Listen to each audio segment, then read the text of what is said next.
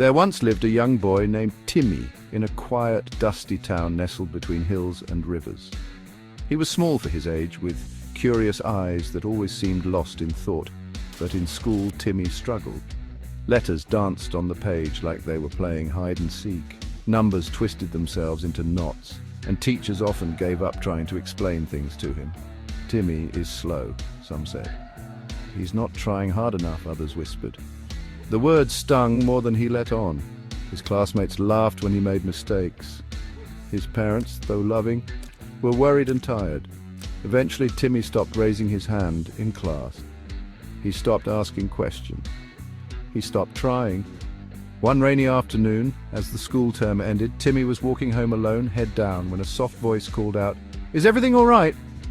He looked up to see an elderly man sitting on a bench outside a small shop. He had kind eyes and wore simple clothes. Timi nodded silently and tried to walk past. "I'm Mr. Bako," the man said. "I used to be a teacher, and I've seen that look before." That day, something in Timi's heart cracked open.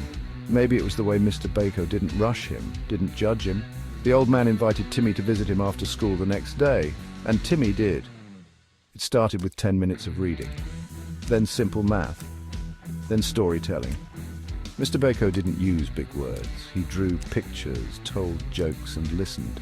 He taught Timi that it was okay to ask the same question 10 times, that mistakes weren't signs of failure, but clues to learning. Slowly, the fog in Timi's mind began to lift. Weeks turned into months. Mr. Bako discovered that Timi didn't struggle because he wasn't smart. His mind just worked differently.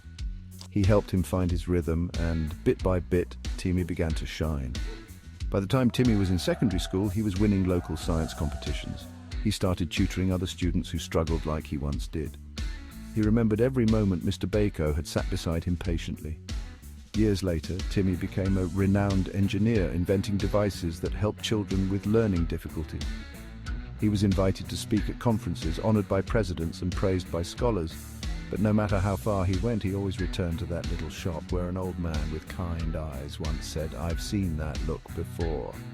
One day, standing in front of 1,000 people, Timi said, "I owe everything to one man who saw through my silence.